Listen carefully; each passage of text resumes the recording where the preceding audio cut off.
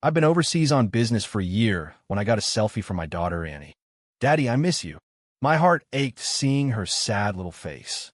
I was about to type a reassuring reply when a faint line on her collar caught my eye.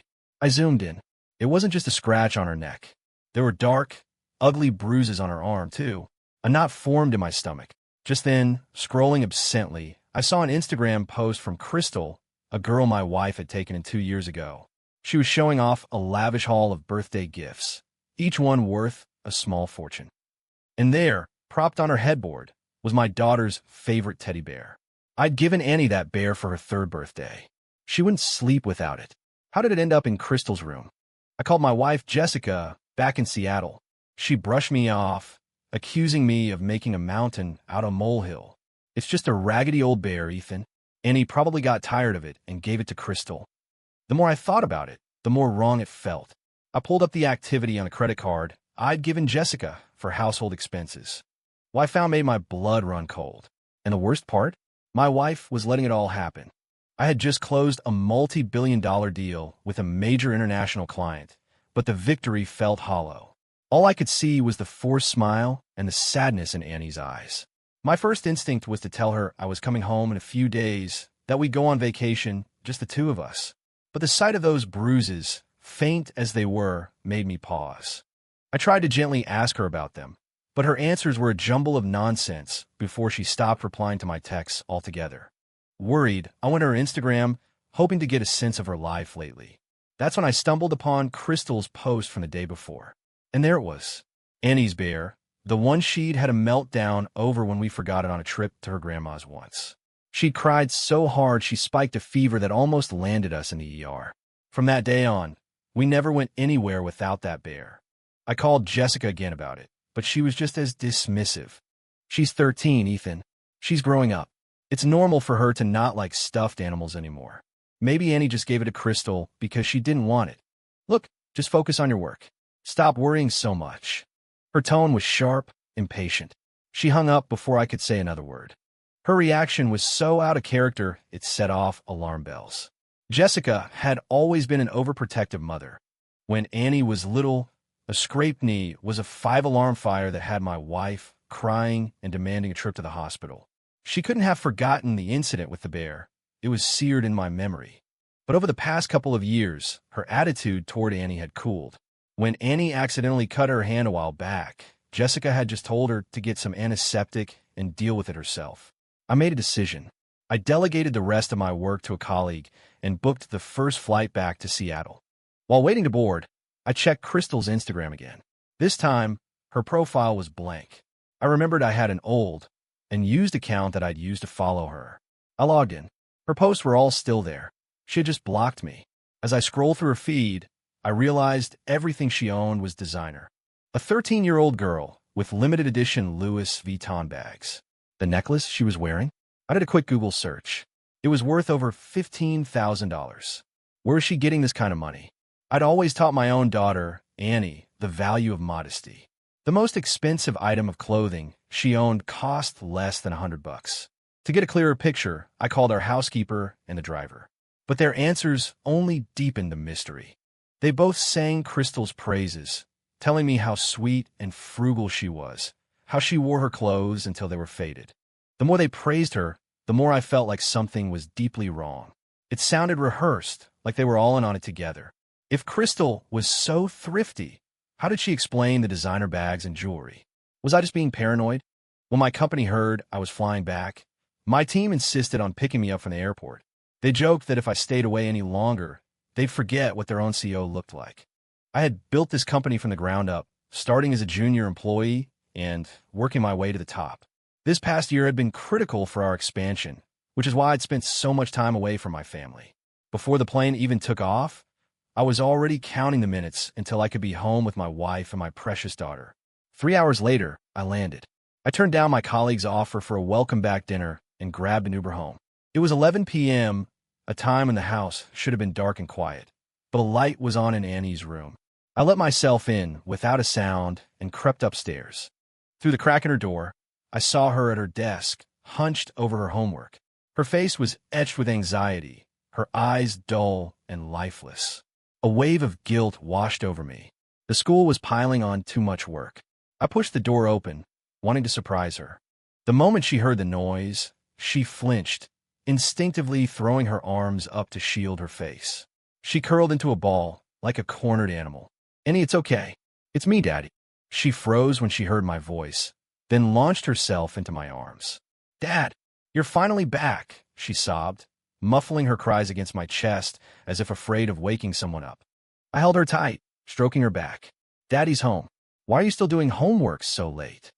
As I reached for a notebook, she snatched it away, but not before I saw the name written on the cover. Crystal Sue. It wasn't her homework. Just then, a figure appeared in the doorway. "Dad, when did you get back?" It was Crystal. I looked at her, then pointed to the notebook. "Crystal, why is your homework in Annie's room?"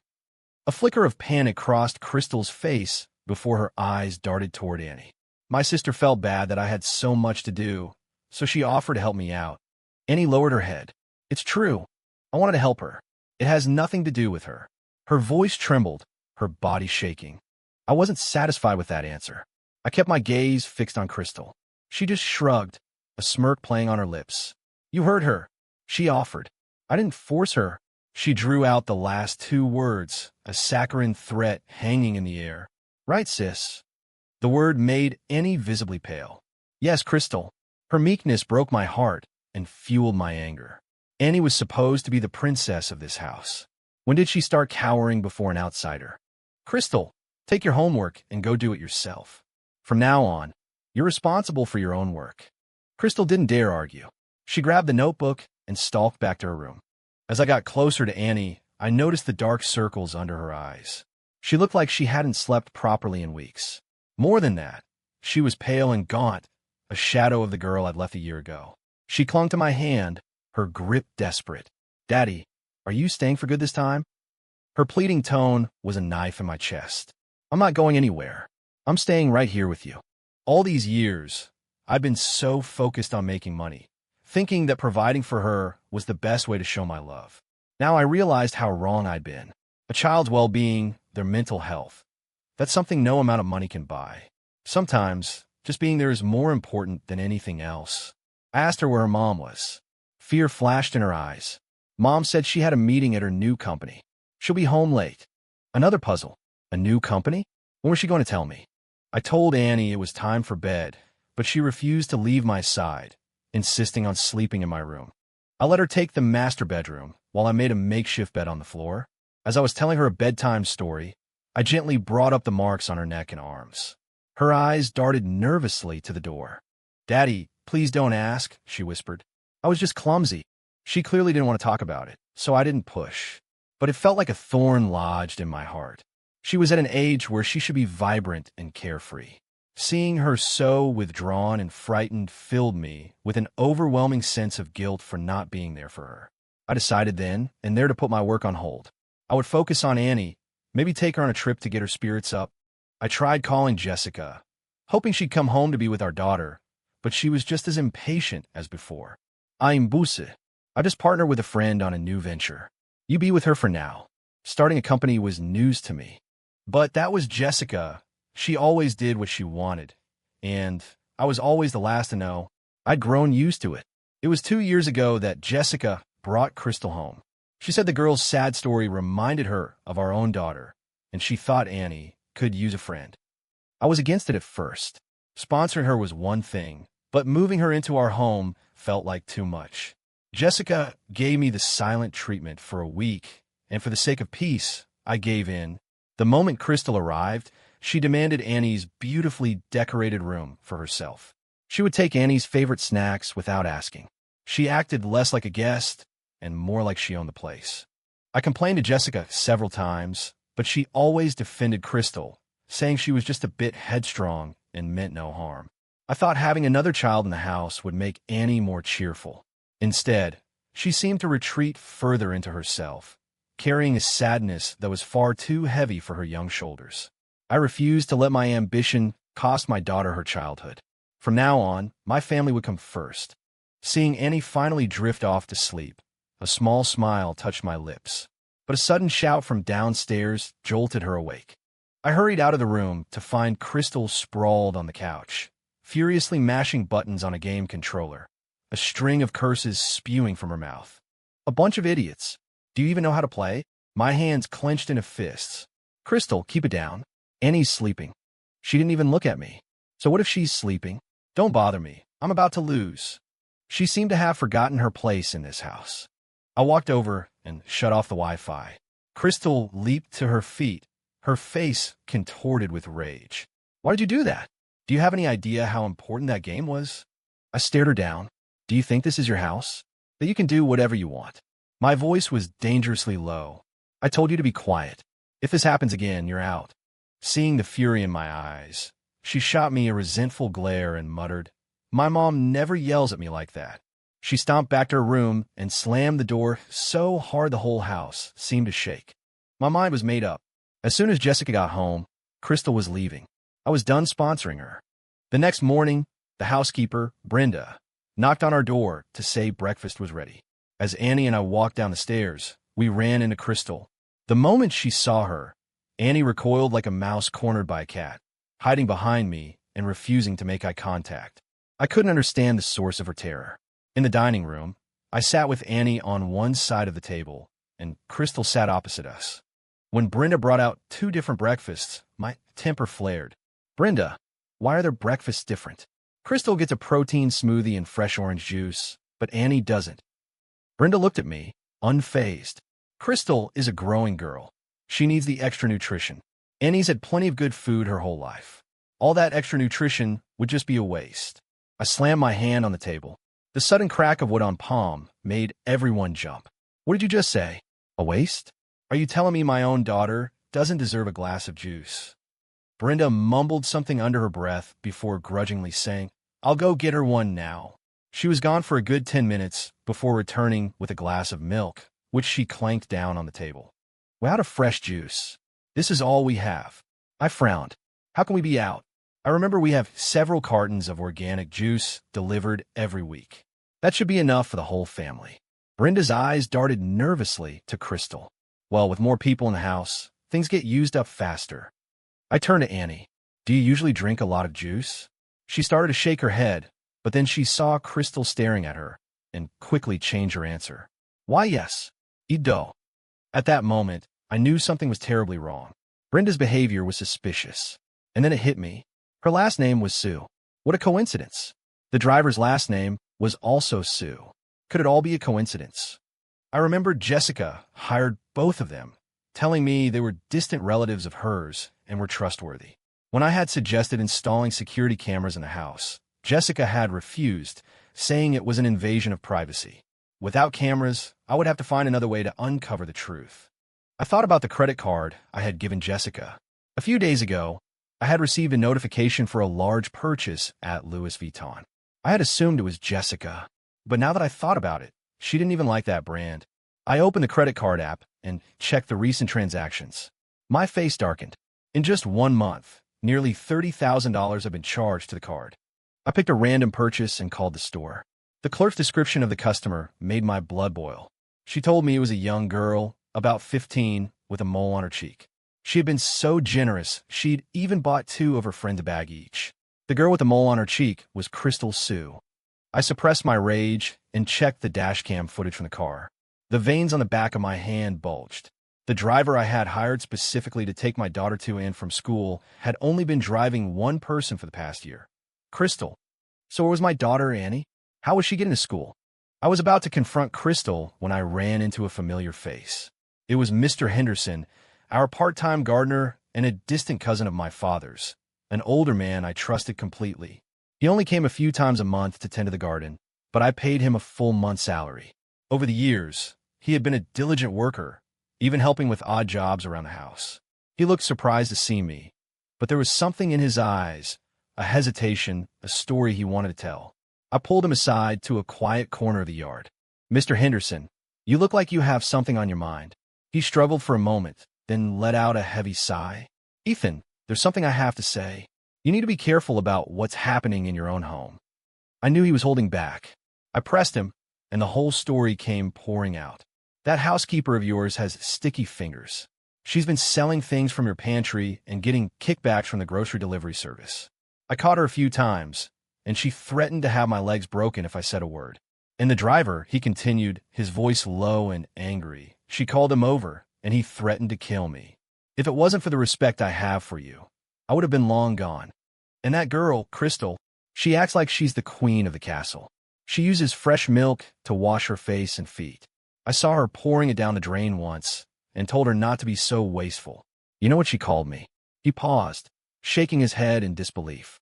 She called me a broke, old fossil and asked what right a dirt-poor peasant like me had to tell her what to do. I've also seen her push Annie around, he said, his voice dropping to a whisper. Yelling at her, hitting her. My vision went red. I immediately had someone pull the housekeeper's bank records and the driver's GPS logs. Then I want to find Annie. I asked her if Crystal had been bullying her. At first, she denied everything, but when I checked her phone and found a video, the truth came out in a torrent of terrified tears. The video was a notification from a private account she'd been tagged in. In it, Annie was backed into a corner by a group of girls.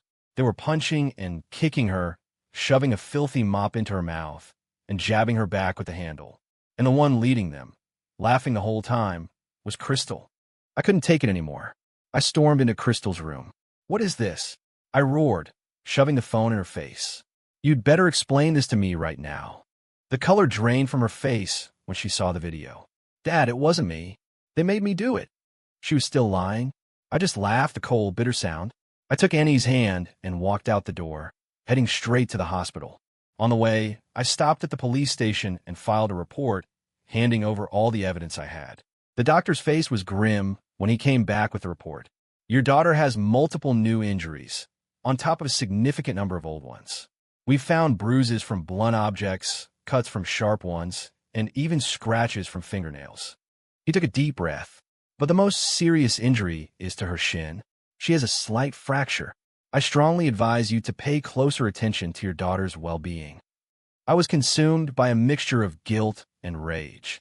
Rage not just at the people who had hurt her, but at her own mother, Jessica. I couldn't believe that my daughter had been suffering for so long without her mother knowing. As Annie was getting treated, I got a call from my company's CFO. Mr. Clark, we've noticed a recent transfer of $5 million initiated by Ms. Reed for investment. During a routine audit, we found that the signature on the authorization form doesn't match yours. The company seal was a forgery, too. I was stunned. I had never authorized a $5 million transfer for Jessica. I hadn't signed any documents. When we first started the company, Jessica was my assistant. After we became successful, we started dating, and eventually, we were married. We had a prenuptial agreement that kept our assets separate. But Jessica always complained about being a housewife, so I made her the general manager of one of our subsidiary divisions.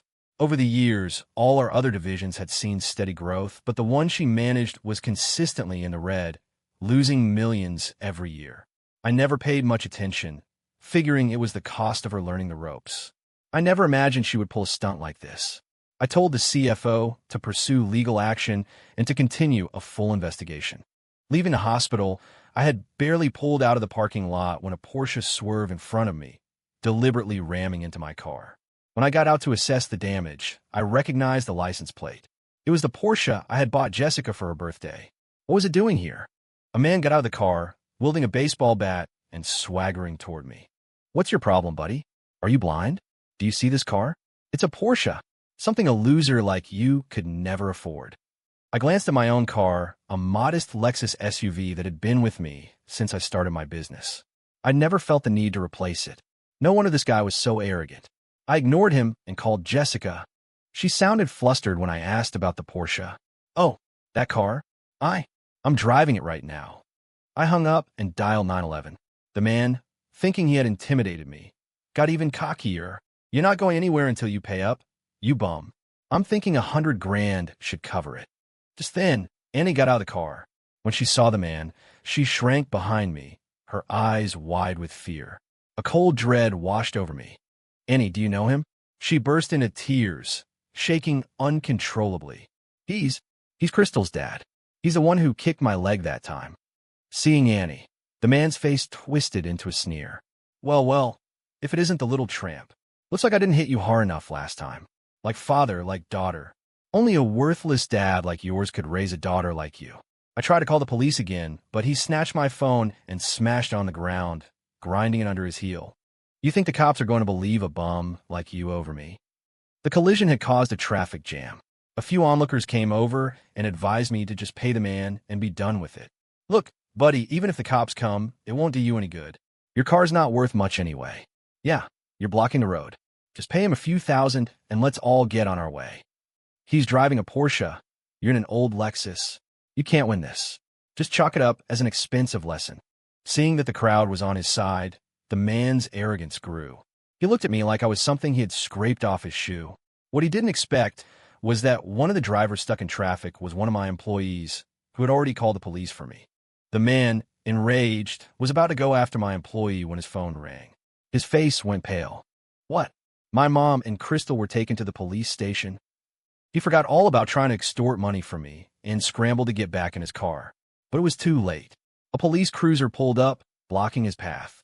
"Officer, thank God you're here," he said, trying to sound like the victim. "This jerk damaged my car. Arrest him. I have somewhere important to be." The officer ignored him and noted his license plate number. "Sir, not only are you a suspect in an intentional collision and obstruction of traffic case, but you're also a suspect in a grand theft auto case. I'm afraid you're not going anywhere." The man's jaw dropped. "Grand theft auto? What are you talking about? This is my car." The officer looked at him, then turned to me. "Are you the one who reported the vehicle stolen? This gentleman claims the car is his, but your report says it's yours. Can you please provide the vehicle registration and bill of sale?" I calmly handed over the documents. The officer glanced at them and immediately instructed his partner to cuff the man. "Sir, this gentleman has proven that he is the registered owner of this Porsche. The evidence of your theft is clear. Please come with us." The man stood there, stunned, staring at me in disbelief. "The car is yours? Impossible. It's my wife's car." The crowd of onlookers erupted. "I can't believe it. This guy looks so unassuming. But he's the real owner of the Porsche. Talk about karma. The fake owner crashed into the real owner. He really shot himself in the foot. Serve him right. He was so arrogant before, and now he just looks pathetic." The tide of public opinion turned in an instant. The man's bravado evaporated, replaced by frantic panic. He quickly made a phone call. I could just make out his panicked words. "Honey, isn't this Porsche yours? You need to do something. I'm about to be arrested, and my parents and Crystal are already at the station." A second after he hung up, my phone rang. It was Jessica. "Honey, where are you?" she asked, her voice syrupy sweet. "My driver just called and said my car was in an accident. What a coincidence that he ran into you. There must be some kind of misunderstanding. When did you hire a driver? Why didn't I know about this?" Faced with my direct question, Jessica stammered, unable to come up with an explanation. I didn't wait for her to invent one. I hung up. Soon, the man and the car were taken away by the police. I was also asked to go to the station to give a statement. 2 major cases in one day, both involving significant sums of money. The officers at the station were starting to recognize me. They updated me on the first case. Crystal, being a minor, couldn't be detained, but she would have a permanent record that would follow her for the rest of her life. As for the housekeeper and the driver, with the evidence I provided, their theft was undeniable. They were facing jail time. And the other girls who had participated in beating my daughter wouldn't escape justice either. During my statement, I received several calls from other parents begging me to drop the charges, offering to pay for the damages. I refused them all. I didn't need their money. I wanted the people who hurt my daughter to face the consequences. Just as I finished my interview, I saw Jessica rush into the station. She didn't see me sitting in a corner. She frantically asked the desk sergeant about the man and Crystal. "Officer, there must be a misunderstanding. They're my family. How could they be thieves? And they're both my daughters. There's no way one would hurt the other." She kept trying to make excuses for Crystal. "Officer, you know how it is. She's just a teenager. A little roughhousing between sisters is normal, right?" The officer's expression soured. He slid a copy of Annie's medical report across the counter. "Ma'am, as her mother, perhaps you should take a look at your daughter's injuries. Multiple old wounds, a minor fracture in her leg. Does this look like normal roughhousing to you?" Jessica was still defending Crystal. It's not that serious. I'll be sure to have a stern talk with my older daughter when we get home. The officer just shook his head and pointed toward me. You'll have to discuss that with your husband. He's the one who filed the report, and he's made it very clear that he will not accept any form of settlement. The moment Jessica saw me, her eyes filled with panic. Ethan, what are you doing? Crystal is only 15. Are you trying to ruin her life? And Brenda and Kevin are getting old. They've worked so hard for us these past 2 years. How can you be so ungrateful? Drop the charges right now and bring them home. Her last sentence was not a request, but a command. I laughed. You're worried about ruining Crystal's life? What about Annie? Are you not worried that she'll be traumatized for the rest of her life? And another thing, I said, my voice like ice. Who was that man driving my Porsche? Your personal driver. Seeing the look on my face, Jessica lowered her head. Ethan, I'll explain everything when we get home. Let's just get the police to release them first. We shouldn't be wasting their time. Even now, she was still protecting them. Not a chance, I said flatly. These people not only stole from my house, but they also beat my daughter. You expect me to be grateful to them? Just then, the police brought the man, whose name I now knew was Rick, into the main lobby. When he saw Jessica, he lunged for her like she was his last hope. Honey, you're finally here. You have to save me. Jessica's face turned ashen at the word honey. Rick Sue, what are you talking about? Who's your honey? She desperately tried to distance herself from him. Rick's use of that word stunned me. A driver calling my wife honey? Seeing my expression, she quickly tried to explain. Ethan, he's just desperate. He's lying. He's just my driver, that's all. Don't listen to him. Rick was furious. Honey, what are you doing? Why are you suddenly pretending you don't know me? We were together just last night. Last night, you were in my arms, telling me that as soon as your new company took off, we could be together every day. Jessica, livid, shoved him away. What nonsense are you spouting?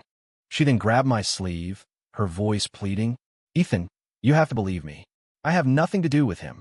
I was working late at the office last night.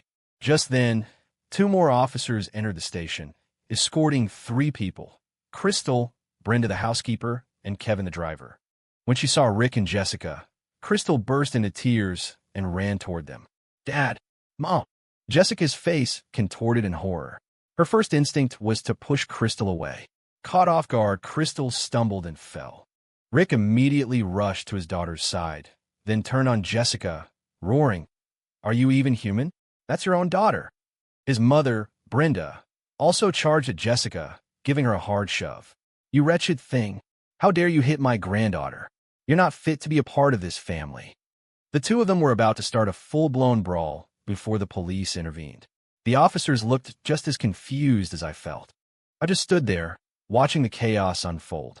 Crystal looked at Jessica, tears streaming down her face. Mommy, why are you pretending you don't know me? What did I do wrong? When you came to get me, you told me I was the older sister and Annie was the younger one. You said this was my home now, and I was your little princess. You said everything in the house was mine, that I could do whatever I wanted. You said that one day, when Dad Ethan died, you and my real dad could inherit all his money, and our family of 5 could finally be together. The blood drained from Jessica's face. She shook her head, screaming, You're lying? I never said any of that. I couldn't help but laugh, a hollow, bitter sound. So that was their plan all along. It wasn't enough to abuse my daughter. They were after my entire fortune. Rick, seeing that the jig was up, went all in. Jessica, you venomous woman, why didn't I see what you really were from the beginning? You abandoned our 1-month-old daughter, and then you came back years later saying you were going to give us all a better life, with a mansion and luxury cars. You even had my parents move in to pull off this whole cuckoo-in-the-nest scheme. You're the one who told them to treat the place like their own home, and now you're the one who called the cops on them. Rick turned to me, a smirk on his face. Hey, buddy, you think you married some angel? She's my wife. She changed her name and moved to the city less than a month after our daughter was born. Jessica rushed to my side, frantic. Ethan, don't listen to him. He's just trying to frame me. Don't fall for their tricks. Frame you? I have the family photos, the birth certificate. You can't deny it. Rick pulled out a stack of documents and presented them to the police. Listening to them tear each other apart, a wave of exhaustion washed over me. But more than that, I felt a chilling fear. If I had discovered this any later, my daughter and I might not have survived. Betrayed by the person closest to me. It was gut-wrenching, but I was also grateful to have been saved in the nick of time. I had always suspected that her affection for me was calculated. Once, after a work dinner where I'd had too much to drink, I woke up in her bed. She tearfully told me that I had forced myself on her. Soon after, she told me she was pregnant. I'd always been careful, especially with alcohol. I remember that night. She had handed me a hangover cure on the way home. After drinking it, I felt even dizzier, my mouth dry. And then, the next morning, it was because of that incident that I insisted on a prenuptial agreement. I was glad I had. Maybe, even back then, I didn't fully trust her. It was all a lie. Jessica was still trying to plead her case, but I shoved her away, shielding Annie from her. Jessica, it's over. For whatever we had, let's just make this clean. We need to get a divorce. She looked at me in disbelief, seeing the resolve in my eyes. Her face twisted into a mask of pure greed. Ethan Clark, you think you're so great? Fina, it's true. I was only with you for your money. I drugged you that night. I thought marrying you would make me happy, but what did I get? You were never home. You gave me money, but when did you ever give me a moment of your time?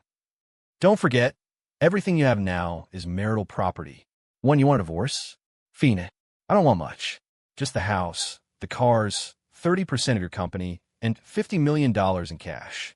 Her audacity was so breathtaking that even the police officers were shaking their heads. I just laughed. She seemed to have forgotten one crucial detail. Jessica, do you remember when we got married? We never actually filed the paperwork. You said you lost your birth certificate, that if two people loved each other, a piece of paper didn't matter. 5. Just then, my CFO called again. I put him on speaker. Mr. Clark, our investigation found that the continued losses at Ms. Reed's division weren't due to poor performance.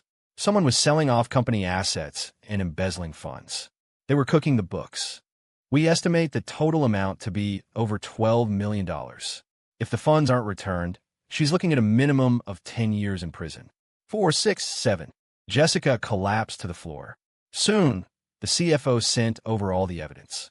I handed it directly to the police. Ethan, don't. I was wrong. Please, give me another chance. I'll be a good wife, a good mother to our daughter. Jessica was completely hysterical now, crawling toward me, begging. I kicked her away. Seeing that I was unmoved, she turned her attention to Annie. A police officer, fearing she might do something drastic, quickly detained her. Realizing that there was no way out, Jessica's face went slack, her head hung in defeat. But her eyes, when they met mine, still held a flicker of desperate hope. The Sue family, who had been gloating at her downfall, were quickly sobered when the police turned to them and read out the charges they were facing. Crystal finally understood the gravity of the situation. She clung to my leg, sobbing, Daddy, I'm sorry. I shouldn't have bullied my sister. I shouldn't have been so spoiled. Please don't let them take my dad and my grandparents away. I ignored her. Rick also tried to plead with me. I glanced at the housekeeper and the driver. They had both abused my daughter and stolen from my home. And Rick, the worst of them all, had conspired with Jessica to ruin me and endanger my child's life. I told the police in no uncertain terms. I would not be seeking a settlement. Soon, the entire Sue family was led away. In the months that followed, I often felt a pang of guilt that Annie would grow up without a mother. But seeing the smile return to her face, brighter each day, I knew I had made the right decision. From then on, it was just the two of us. I made sure she had everything she needed, but more importantly, I made sure I was there for her. No matter how busy I was, I always made time to take her out, to just be with her. I had the house cleared of every trace of Crystal, wanting to erase the memories of that dark chapter in Annie's life. Crystal was expelled from school for bullying and blacklisted from the district. She went from being a pampered princess to a homeless girl, eventually ending up in an orphanage. But she never changed her ways. She continued to bully the other children until one day they fought back, and she ended up in the hospital.